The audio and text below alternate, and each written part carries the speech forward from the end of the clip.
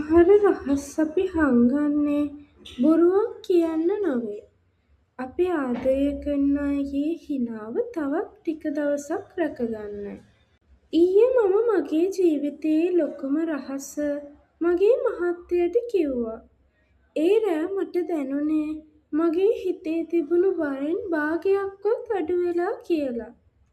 නමුත් අද උදේ ඇහැරුණු මොහොතේ තවත් අමාරු ප්‍රශ්නයක් මගේ හිතට ආවා. දරුවන්ට කියනවද?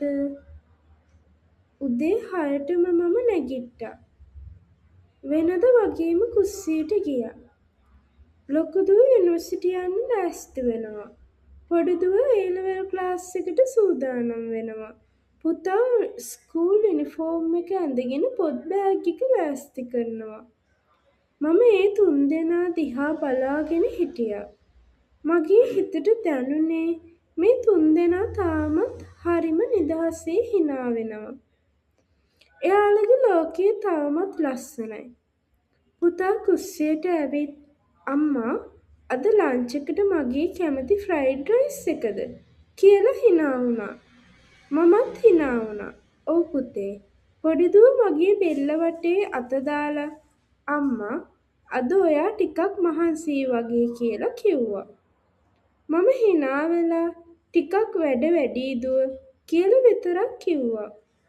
ලොකු දුව යුනිවර්සිටි යන්න කලින් මගේ නල්ලට හාදුවක් දීලා අම්මා වීකෙන්ඩ් එකේ අපි shopping යමු කියලා ගියා.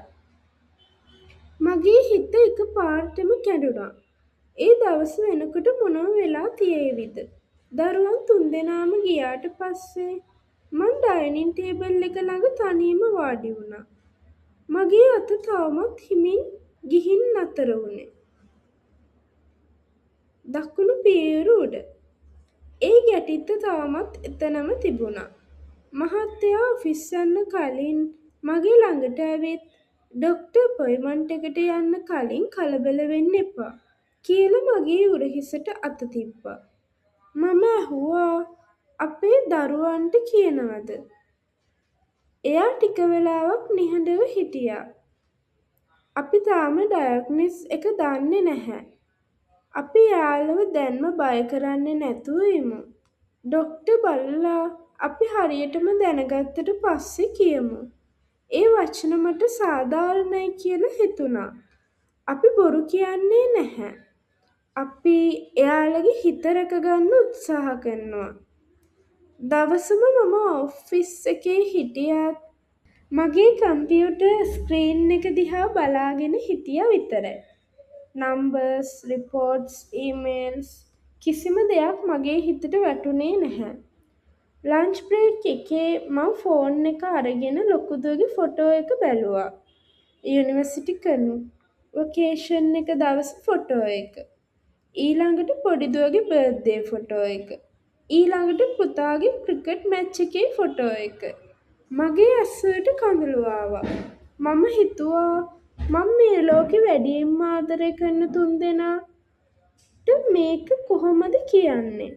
හවස පුතා ටියුෂන් ඉවර වෙලා ඇවිත් අම්මා අද අපි අයිස්ක්‍රීම් කන්න යමුද කියලා ඇහුවා. මහත්තයා මගේ දිහා බැලුවා. මගේ මූණ දැකලා එයා hina වෙලා කිව්වා යමු. අපි පවුලම අයිස්ක්‍රීම් ෂොප් එකට ගියා. දරුවන් තුන්දෙනා hina වෙනවා. ෆොටෝස් ගන්නවා. විහිළු කරනවා. මම මේ හැමදේම බලාගෙන හිටියා.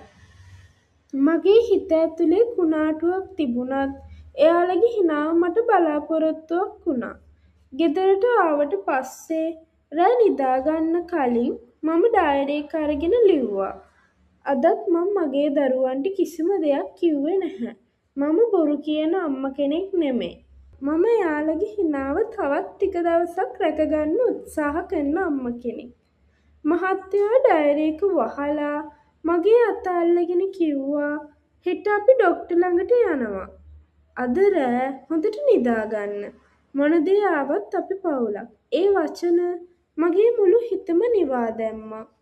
අද දවසේ දැනුවත් කිරීම.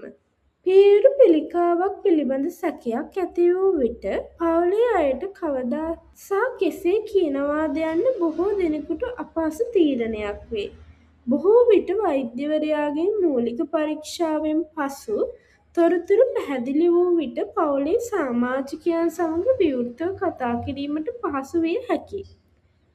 විශේෂයෙන් දරුවන් සමග කතා කරන විට ඔවුන්ගේ වයසට ගැළපෙන භාෂාවෙන් සත්‍ය සංසුන්ව පැහැදිලි කිරීම වැදගත්ය.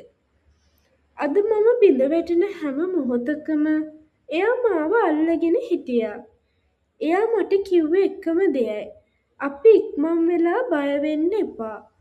එයාගේ සංසුන්කම අද මගේ ශක්තිය වුණා. අද එයාලා මට කිසිම ප්‍රශ්නයක් ඇහුවේ නැහැ. ඒත් ලොකු දුවගේ හාදුව, පොඩි දුවගේ වැළඳ ගැනීම, පුතාගේ අයිස්ක්‍රීම් ආරාධනය මේ තුනම මට මතක් කළේ මම මේ සටන කරන්නේ මගේ ජීවිතය වෙනුවෙන් විතරක් නෙමෙයි. ඩේ 4 අවසානය. අද මම තීරණයක් ගත්තා. තවම දරුවන්ට මේ ගැන කියන්නේ නැහැ. පළමුව මටම ඇත්ත දැනගන්න ඕනේ.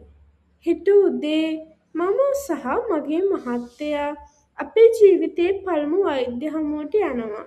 ඒ හමුව අපේ ජීවිතය වෙනස් කරන ගමනේ ඊළඟ පියවර වේවි.